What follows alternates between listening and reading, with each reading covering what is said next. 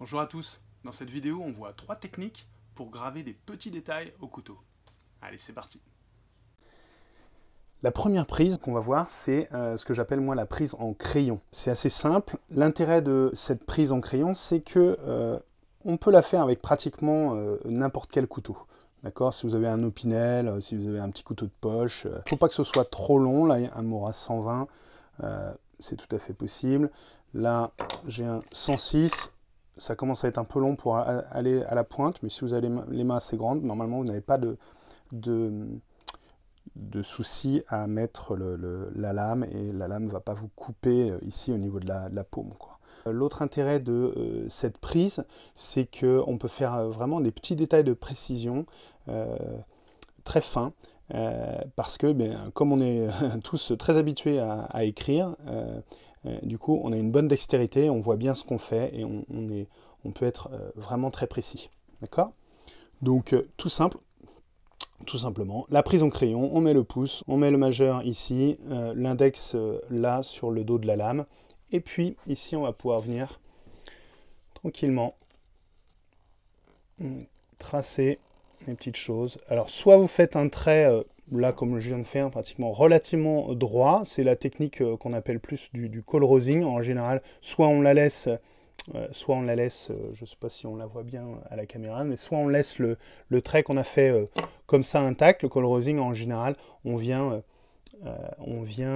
tout simplement rajouter une petite poudre. Alors ça peut être soit de la poudre du café ou du charbon, quelque chose qui va venir s'insérer plus fortement dans la fente et qui va venir mettre en valeur ce que vous venez de graver. Sinon, vous tout simplement, vous faites des petites entailles un peu plus penchées. Et dans ces cas-là, on fait une entaille d'un côté et on fait une entaille de l'autre.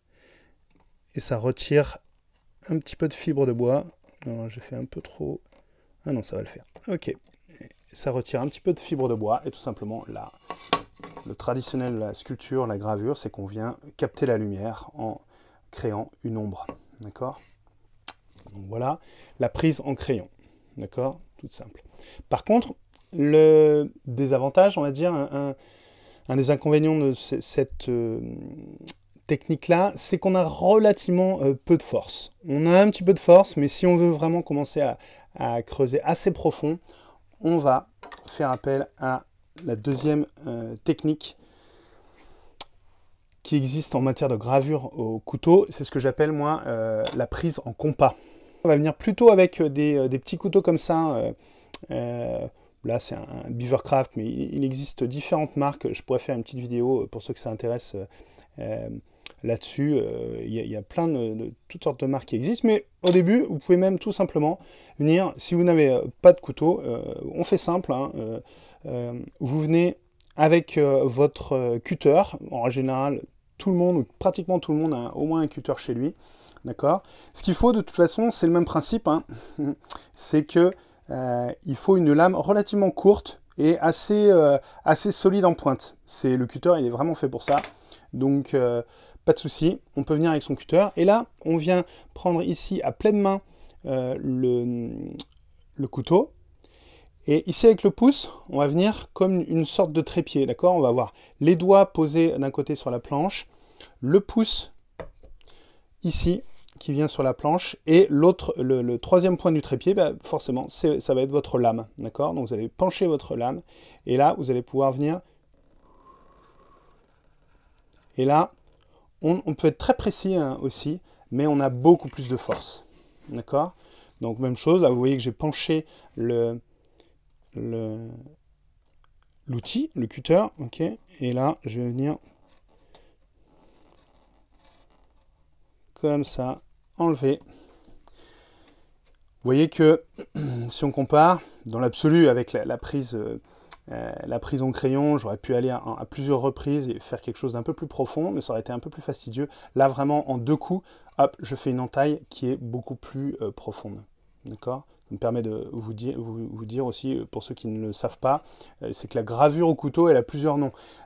C'est soit gravure au couteau, ou on l'appelle aussi sculpture par entaille ou par encoche. Hein, on voit pourquoi c'est appelé comme ça, juste ce que je viens de faire, c'est qu'effectivement, ça crée des entailles, ça crée des encoches, et avec ça, on peut faire toutes sortes de petits motifs qui permettent de décorer différents objets en bois. Donc, pourquoi je l'appelle la prise en compas? Okay, c'est que là, j'ai fait un trait droit, c'est que vous pouvez aussi très bien, et c'est un des intérêts de cette prise, venir faire de beaux pivots, d'accord, autour de votre pouce. Ok, et on obtient des belles courbes. Alors, moi, je ne suis pas un spécialiste de ces techniques de gravure, hein, j'en fais assez régulièrement, mais il y a des gens qui sont bien plus doués que moi. Vous verrez. Si vous voulez aller voir quelqu'un qui fait ça absolument parfaitement, merveilleusement bien, vous allez voir sur internet quelqu'un qui s'appelle Daniel Clay, c'est un américain, et qui fait des choses absolument magnifiques avec juste cette technique-là et juste un couteau. Ok, on peut faire de très très belles choses avec cette technique. On peut faire plein de motifs, on peut faire des détails, on peut faire du lettrage. Voilà, c'est ça, la prise en compas, c'est vraiment intéressant. Ok, on voit la dernière prise possible pour graver au couteau. C'est la prise tout simplement que j'appelle moi de plein point. Ok, ici, on vient de plein point et on vient tout simplement creuser. Ok. Et là, l'intérêt, c'est que quand on a vraiment l'habitude, on a énormément de contrôle et surtout énormément de force. On peut venir vraiment creuser le bois, là. Vous comprenez bien que là, avec la prise à pleine main, on a une force considérable. D'accord? Après, ça nécessite un peu plus d'habitude pour venir... Voilà. On va essayer de ne pas mettre le doigt. Hein. Hop. Comme ça. D'accord? Donc vous voyez là, j'étais en train de tenir ma planche. Ici, on ne vient pas mettre le doigt là parce que potentiellement, le couteau, il peut venir lâcher le bois si vous allez trop fort et vous n'aurez pas le temps de contrôler. Donc hop, on met bien ses doigts, effectivement, là, en amont du geste et non jamais en ce que moi j'appelle en aval. D'accord? Donc vous voyez, c'est bien, vous avez eu une petite erreur de ma part en direct. Ok?